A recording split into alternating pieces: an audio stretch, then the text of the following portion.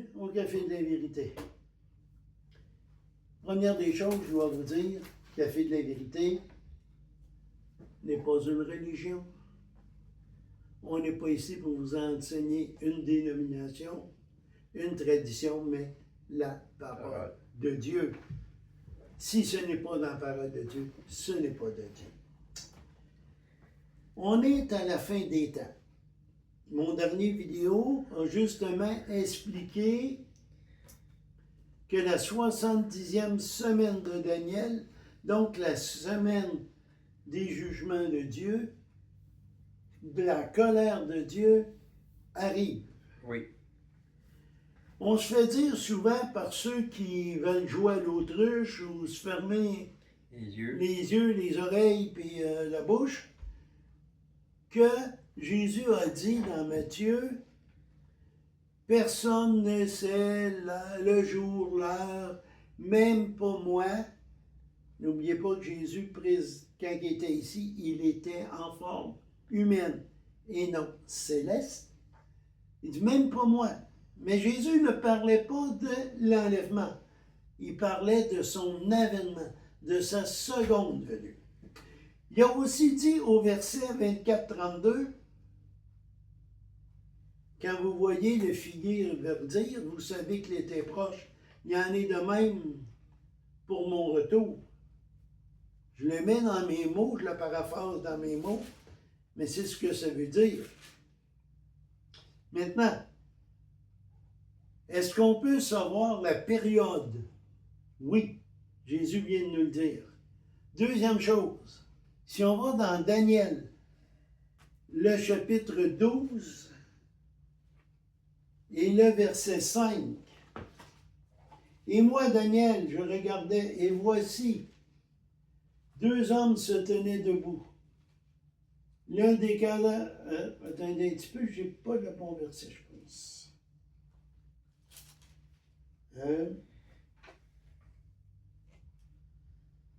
J'ai pas le bon verset. Ça dit quoi? Ok, c'est 12-4. Et toi, Daniel, tiens secret ces paroles.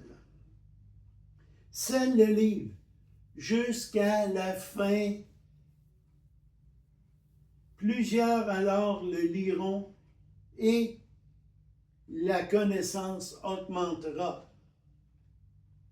Daniel avait scellé le livre jusqu'à la fin. Nous sommes à la fin. Le livre est décellé. Et la preuve que nous sommes à la fin, c'est que la connaissance va augmenter. Regardez aujourd'hui. Hein? Mon grand-père viendrait sur Terre aujourd'hui et il reviendra fou, là. Hein? Et il y avait des téléphones à roulettes dans son temps, là. Aujourd'hui, ben, nos téléphones sont rendus plus puissants que nos ordinateurs, là. Si on regarde aussi au verset 9, il répondit, va Daniel, car ces paroles seront tenues secrètes et scellées jusqu'à la fin. 2025 est l'année charnière où nous allons passer à une autre étape. D'ailleurs, on le voit très bien avec toutes les catastrophes qui arrivent. C'est une n'attend pas l'autre. Là, c'est rendu, c'est à tous les jours, et même souvent, c'est plus qu'une par jour sur Terre. Là. Ils sont pas rien que de plus en plus nombreuses, sont aussi de plus en plus fortes. Dans les 2 dernières semaines, combien qu'on a eu de tremblements de terre au-dessus de 6? Il y en a eu au moins 4 en tout. Les volcans qui se réveillent. On a vu Yellowstone, là. Hein? Ça commence à Et bouger. même les télévisions gouvernementales, qui d'habitude cachent beaucoup de choses, ont eux aussi parlé que c'était pas normal ce qui se passait à Yellowstone. Donc, c'est pas terminé. Si on va dans 1 Thessaloniciens,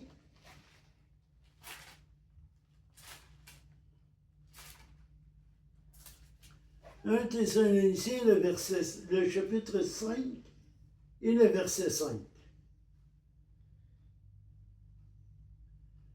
Vous êtes tous des enfants de la lumière des enfants du jour. Nous ne sommes point de la nuit et des ténèbres. Lève-toi un soir, là, où il n'y a pas d'étoiles, il n'y a pas rien, là, puis il n'y a pas de lumière nulle part. Tu vois que le soir, on ne voit pas grand-chose. Mais quand tu es en lumière dans le jour, tu vas voir venir les choses.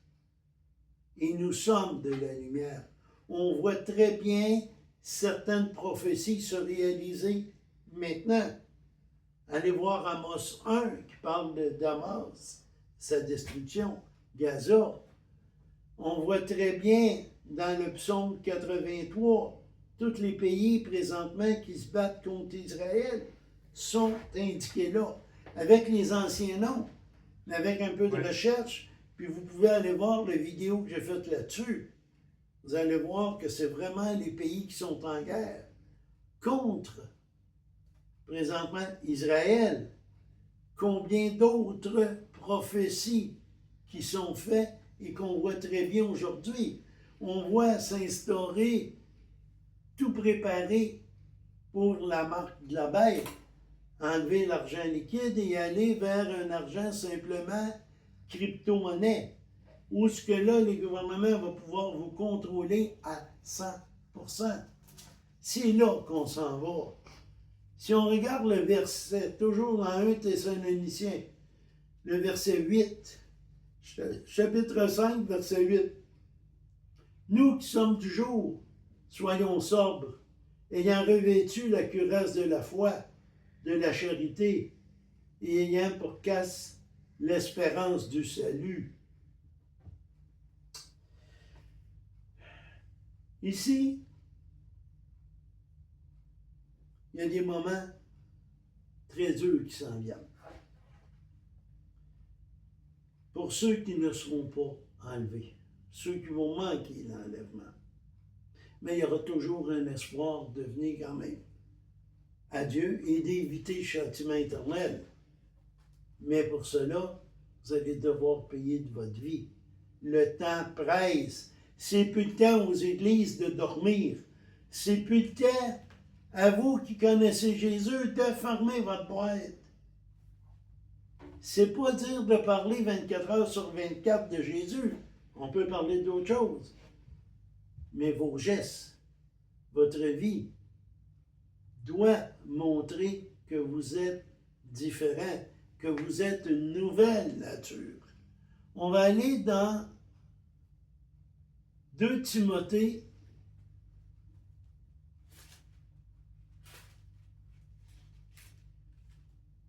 4 et les versets 1 à 4. Je t'en conjure devant Dieu, devant Jésus-Christ, qui doit juger les vivants et les morts, au nom de son apparition et de son royaume. Prêche la parole. Insiste en toute occasion, favorable ou non. Repent, censure, exhorte, avec toute douceur, en instruisant. Car il viendra un temps où les hommes ne supporteront plus la sainte doctrine, mais, ayant la démangeaison d'entendre des choses agréables, ils se donneront une foule de docteurs selon leur propre désir ou convoitise, détournant l'oreille de la vérité et se détournant vers les fables.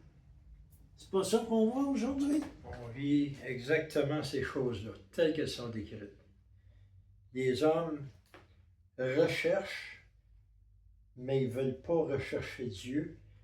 Ils vont plutôt se fier à la science. À un Dieu qu'eux veulent. Oui. L'intelligence artificielle. Exact. C'est lui qui va les dominer de plus en plus. Et regardez les immenses églises, ce sont des églises qui ne prêchent pas la sainteté. C'est des églises qui vont vous faire croire que si vous donnez votre dîme, vous donnez ci, vous donnez ça, vous allez avoir ci, vous allez avoir ça. C'est des églises qui vont faire des gros shows en avant avec des lumières puis toutes sortes de choses qui vont attirer votre désir que vous voulez. Et non des églises simples, des églises qui vont glorifier l'Éternel. C'est ce qu'on voit aujourd'hui, n'est-ce pas? Exactement. Alors, nous sommes à la fin. On en a encore une preuve. Pourquoi je reviens toujours là-dessus? Parce que vous fermez les yeux. Vous vous dites chrétien, mais vous n'acceptez simplement d'entendre ce qui est doux à vos oreilles. Vous ne prenez plus le temps de lire la parole. Vous ne prenez plus le temps de dire, Père, aujourd'hui, là, guide-moi, aide-moi.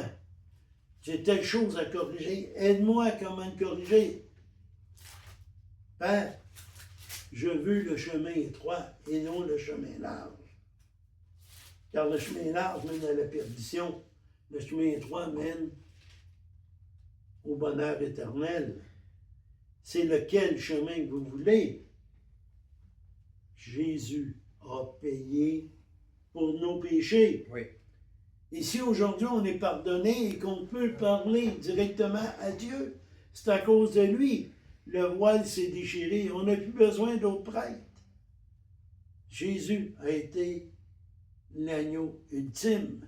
Oui. Celui qui nous a ouvert tout le chemin. Je vois, tu as sélectionné un verset. Tu sais que dans l'Ancien Testament, Dieu a envoyé des prophètes. Tu parlais des prophéties qui sont écrites dans le prophète Amos. Il y a une parole qui a été dite par Amos, et cette parole-là, elle est valable encore aujourd'hui. Car ainsi dit l'Éternel à la maison d'Israël. À l'époque, les prophètes s'adressaient surtout aux Juifs, mais ça s'adressait à nous autres aussi. Puis le principe est le même. Comme notre frère Alain a dit, la population aujourd'hui ne cherche plus Dieu. Puis ici, il dit dans Amos 5, au verset 4, il termine en disant « Cherchez-moi et vous vivrez ». Jésus a dit dans Jean 14, 6, « Je suis le chemin, la vérité et la vie ». Il a dit aussi, celui qui me cherche me trouvera. Oui. Puis il dit, nul ne vient au Père que par moi. C'est-à-dire, si vous voulez avoir cette vie-là qui était mentionnée dans l'Ancien Testament, en passant par Jésus-Christ, en l'acceptant comme Seigneur et Sauveur de votre vie, en reconnaissant qu'il est mort, nous autres, on l'a reconnu depuis des années. C'est pas parce qu'on est meilleur que vous autres, mais on a compris que Dieu avait donné un message aux disciples, allez, faites de toutes les nations et enseignez-leur ce que je vous ai prescrit. Les enseignements, vous les avez dans la parole de Dieu. Fiez-vous à la parole de Dieu. C'est le meilleur moyen que vous avez pour parvenir à trouver l'Éternel et avoir la vie. Ceux qui vont être enlevés, c'est pas tous ceux qui disent Seigneur, Seigneur, n'est-ce pas en ton nom qu'on a guéri les malades, qu'on a chassé les démons. Non, ce sont les vrais disciples. Pas ceux qui y vont pour avoir une belle avant-midi de fraternité, mais celle qui va dans un cœur sincère, simple et regardant vers Dieu. C'est eux qui vont être enlevés. Et si dans vos églises, on ne vous dit pas que nous sommes rendus dans l'horloge de Christ, dans l'horloge de Dieu, demandez donc à votre pasteur qui vous indique où ils sont. Parce que les pasteurs n'osent pas en parler. Pourquoi? Parce que ça ne plaît pas.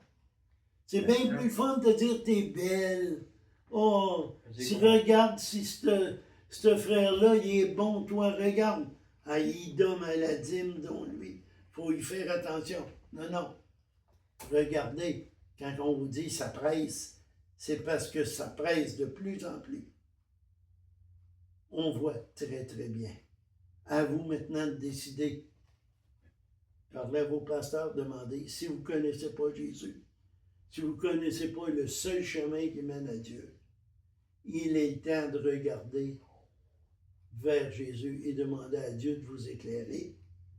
Demandez-lui pardon de vos péchés. Reconnaissez Jésus comme Seigneur et Sauveur. Demandez d'être baptisé de l'Esprit Saint. Lisez la parole de Dieu. Prenez 5, 10, 15 minutes par jour pour lire, pour apprendre. Sur cela, partagez, mettez des pouces en l'air et n'oubliez pas, on a une seule chance. Prenez la bonne décision. Le Amen. Seigneur vous bénisse.